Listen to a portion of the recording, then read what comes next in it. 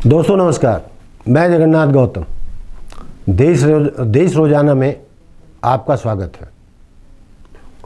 दोस्तों,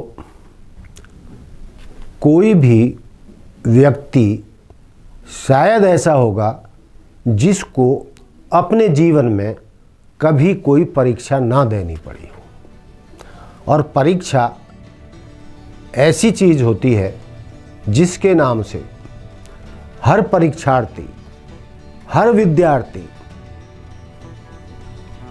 कांपने लगता है, अपने इष्ट देव को याद करता है, न जाने क्या क्या करता है जब परीक्षा आती है कि हे भगवान, किसी भी तरीके से मुझे पास कर दे, बस फेल ना हो जाओ।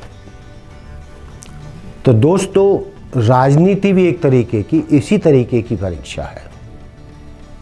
फ़र्क इतना है, जो स्कूल कॉलेजों में बच्चे पढ़ते हैं, छात्र छात्राएं होती हैं, उनकी जो एक साल में मुख्य परीक्षा आ जाती है और नेताओं की 5 साल में आती है, जहां विद्यार्थियों को, आम विद्यार्थियों को मात्र 1 साल मिलता है इनको अपनी तैयारी करने के लिए और अपनी परीक्षा में पास होने के लिए पूरे 5 साल मिलते हैं। लेकिन ज़्यादातर ये राजनीतिक छात्र ऐसे होते हैं कि 5 साल में भी अपनी पढ़ाई लिखाई पर ज़्यादा ध्यान नहीं देते। पढ़ाई लिखाई का मतलब है अपने कामों की तरफ ध्यान नहीं देते। जो उन्होंने वादे किए होते हैं उन्हें वो याद नहीं होते जब जनता उन्हें जिता देती है। वो जनता के बीच में नहीं जाते, जनता के काम नहीं करते, वादों पर खरे नहीं उतरते। और जैसे जैसे वक्त बीतता है, 5 साल करीब होने को आते हैं, फिर इन नेताओं के हाथ पैर फूलने लगते हैं। फिर ये जनता के पास दौड़ते हैं। लेकिन जिन परीक्षार्थियों ने या जिस एमएलए ने या एमपी ने ढंग से कमाई नहीं की होती, ढंग से पढ़ाई नहीं की होती, ढंग से जनता के काम नहीं किए, जिन्होंने जनता से किए वादे पूरे नहीं किए, जो 5 साल जनता के काम नहीं आए और टालते रहे, जनता उनके पीछे पीछे घूमती रही, लेकिन 99 को असफलता मिली, यानी जनता को असफलता मिली। उनकी नज़र में ये नेता या विधायक खरे नहीं उतरे। और लेकिन जब 5 साल बाद परीक्षा का समय होता है, तब इन्हें जनता भी नानी याद दिला देती है। तब इनसे एक एक गलती का हिसाब लेती है, चुन चुन कर बदले लेती है। तो वैसी ही स्थिति अब चुनावों में आने वाली है। हालांकि हरियाणा विधानसभा के चुनावों में 4 साल गुजर चुके हैं, मात्र 1 साल ही लगभग बचा है। लेकिन अभी से संभावित उम्मीदवारों या जो 90 विधायक चुने गए थे हरियाणा विधानसभा के लिए, उनके हाथ पैर अभी से फूलने लगे हैं। और फूलने का कारण भी है। जब वो जनता के बीच में जा रहे हैं, उन्हें जनता की नाराजगी का सामना हर स्तर पर करना पड़ रहा है। हरियाणा के लगभग हर शहर गांव की स्थिति बहुत अच्छी नहीं है। ना सफाई, ना बिजली, ना पानी, ना रोजगार, या जनता की और भी जो ज़रूरतें होती हैं, उनको ये पूरा करने में 90 के 90 विधायक लगभग असफल रहे हैं। और ज़्यादा जिम्मेदारी तो सत्ता पक्ष के विधायकों पर आती है, क्योंकि सत्ता उनके हाथ में होती है, जनता के काम कराना उनके हाथ में होता है। तो दोस्तों, मैंने जो ये भूमिका बांधी वो इसलिए बांधी कि अभी अभी एक मीडिया रिपोर्ट का सर्वे आया है। उस सर्वे में जो हरियाणा के 90 विधायक होते हैं, 90 में से सीधे सीधे 50 फेल हो रहे हैं। 90 में से सीधे सीधे 50 फेल हो रहे हैं, यानी हार रहे हैं। आज की स्थिति हरियाणा में ये है। अब आगे चलते हैं। 90 में से 50 तो गए, बचे 40 विधायकों की स्थिति 50-50 है। जीत भी सकते हैं, हार भी सकते हैं। यदि इन्होंने बचे हुए समय में जनता के पास गए, उनके काम करने शुरू कर दिए और 1 साल जनता की सेवा में जुटे रहे, तो इनको पास होने लायक नंबर मिल सकते हैं। लेकिन उन 40 में से 20 ही पास हो पाएंगे, यानी 50-50 का रेशो। 40 के 40 नहीं जीतेंगे, बमुश्किल 20 जीतेंगे। और सीधे सीधे इस रिपोर्ट की बात माने, जो सर्वे हुआ है, तो 90 में से सिर्फ 14 विधायक ऐसे हैं जो सीधे सीधे जीतने की स्थिति में हैं। सिर्फ 14, यानी 90 में से 76 हारेंगे या जीतेंगे, कुछ नहीं कहा जा सकता। लेकिन पक्की जीत सिर्फ 14 की है और 76 के हिसाब किताब अलग है। उनमें से कितने जीतेंगे कितने नहीं, उसका मैं आपको लेखा जोखा दे ही रहा हूं। बीजेपी के जो 41 विधायक हैं, सत्तारूढ़ दल के जो हरियाणा में 41 विधायक हैं, उनमें से 25 विधायकों की हार तय है, इस मीडिया रिपोर्ट के अनुसार, इस मीडिया रिपोर्ट के सर्वे के अनुसार। कितनी बुरी हालत है ज़्यादातर विधायकों की, और जो ये रिपोर्ट मैं आपको बता रहा हूँ उसके अनुसार तो यही कहा जा सकता है कि जनता इनसे बहुत नाराज़ है और ज़्यादातर को जनता धूल चटाने के मूड में है। जो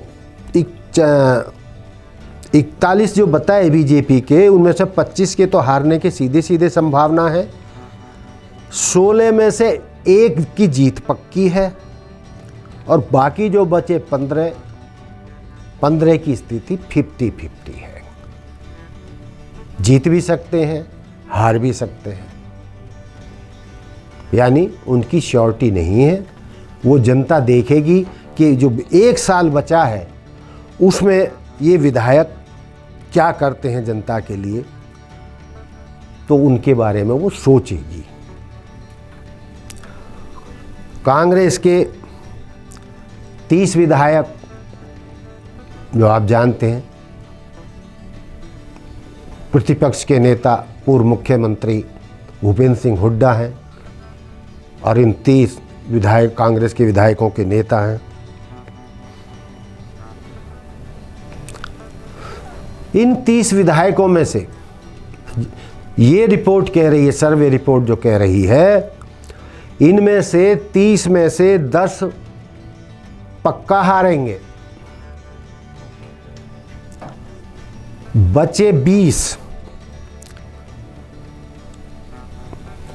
30 में से 10 पक्का हारेंगे, 8 के 50-50 चांसेस हैं, मेहनत करेंगे 1 साल में तो जीत भी सकते हैं, मेहनत नहीं की तो हार भी सकते हैं। ये स्थिति आपके कांग्रेस के विधायकों की है। लेकिन औसत देखें तो कांग्रेस के 12 विधायकों की जीतने की सीधे सीधे संभावनाएं बनती दिख रही है इस मीडिया सर्वे के अनुसार। ये तो हो गए दोनों मुख्य दलों की स्थिति। फिर आते हैं हम तीसरे दल पर, यानी जजपा, जेजेपी, जिसके मुखिया दुष्यंत चौटाला हैं और हरियाणा के सीएम है इस सरकार में, डिप्टी सीएम है। इन 10 में से जजपा के 9 विधायकों में से 10 विधायकों में से 9 के हारने की प्रबल संभावनाएं हैं। मैं फिर रिपीट कर दूं, जजपा के 10 विधायकों में से 9 विधायकों के हारने की प्रबल संभावना है और एक बचता है जिसके जीतने की ज़्यादा संभावना है, वो दुष्यंत चौटाला। हालांकि ये जनता के हाथ में है, वो जो फैसला दे, लेकिन 10 में से 9 तो इस मीडिया रिपोर्ट के अनुसार, सर्वे के अनुसार, जजपा के 9 विधायक हारने जा रहे हैं। फिर बचते हैं बाकी 9 विधायक। 9 विधायकों में से इनमें इनेलो के अभय चौटाला हैं, गोपाल कांडा हैं, लेकिन जो ये 9 हैं इनमें से 6 के हारने की भविष्यवाणी इस मीडिया सर्वे में की गई है। 6 के हारने की पक्की संभावना है। 2 जीत भी सकते हैं, हार भी सकते हैं, और एक आदमी के जीतने की प्रबल संभावना है, वो है इनेलो के अभय चौटाला। उनके जीतने की संभावना है। एक चीज और रह गई। अब आते मंत्रिमंडल पर। हरियाणा के मनोहर सरकार में जो मंत्री हैं उनमें से 8 मंत्री इस बार भी हार की कगार पर है। 8 सीधे सीधे हारने जा रहे हैं और 4 के 50-50 चांस है। ये हालत हरियाणा सरकार की या हरियाणा के विधायकों की है 90 की। यानी मंत्री भी सुरक्षित नहीं है। 8 मंत्री हारने जा रहे हैं, 4 के 50-50 चांसेज हैं। हालांकि मुख्यमंत्री मनोहर लाल जी के जीतने की प्रबल संभावना है। वो मुख्यमंत्री हैं, उन्होंने अपने क्षेत्र में करनाल में काम भी कराए हैं। लेकिन इस सर्वे रिपोर्ट के अनुसार हो कुछ भी सकता है। यदि वो 99% जीतने की स्थिति में है तो 1% में कुछ भी हो सकता है। यानी 100% सीएम मनोहर लाल जीत जाएंगे, इस सर्वे में ऐसा भी नहीं निकल कर आया है। हालांकि जीतने की उनकी पूरी संभावना है। तो दोस्तों, ये थी मीडिया रिपोर्ट सर्वे जो हरियाणा के 90 विधायकों के बारे में मैंने आपको बताई, जो एक सर्वे में निकल कर आई है। लेकिन कुछ लोग ने मेरे से सवाल किया था जब मैं ये तैयारी कर रहा था इस रिपोर्ट की, कि भाई कुछ का बता दीजिए, कौन हारेगा, कितने हारेगा, या जिलेवार। तो जिलेवार भी हम ब्यौरा देंगे, लेकिन यदि आप कहें तो मैं फरीदाबाद की स्थिति बता सकता हूं, बताने की कोशिश कर रहा हूं, जो स्थिति रह सकती है। फरीदाबाद में 6 विधानसभाएं, 6 में से 4 भाजपा के विधायक हैं, 1 निर्दलीय विधायक है, लेकिन जो सत्ता पक्ष के साथ है, जो भाजपा के साथ दे रहा है, और 1 कांग्रेस का विधायक है। ये स्थिति फरीदाबाद विधानसभा के 6 विधायकों की है। लेकिन एक जो निर्दलीय विधायक है पृथला से और 4 भाजपा के जीते हुए विधायक हैं, उनमें से ज़्यादातर के जीतने की संभावनाएं बहुत कम है। एक विधायक की तो संभावना तय बताई जा रही है कि वो जीत सकता है।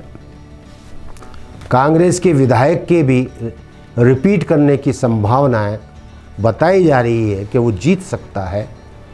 लेकिन भाजपा के जो 4 विधायक हैं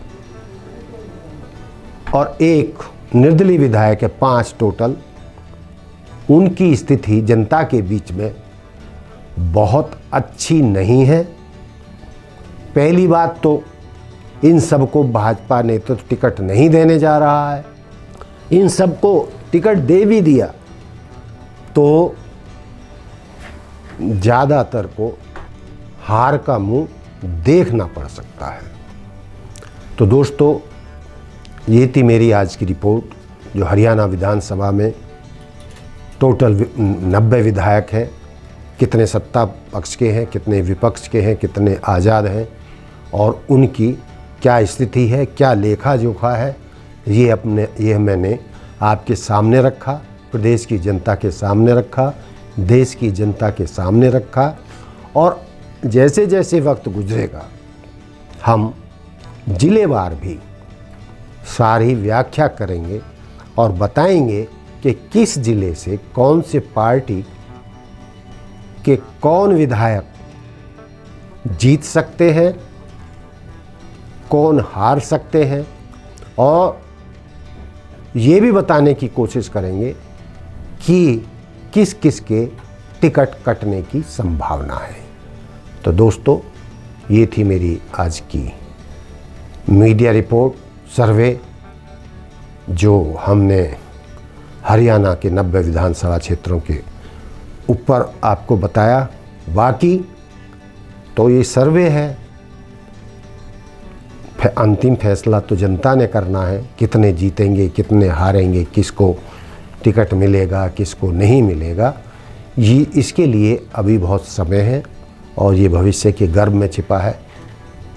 आपके सामने सारा कुछ जैसे समय बीतेगा सब कुछ आ जाएगा।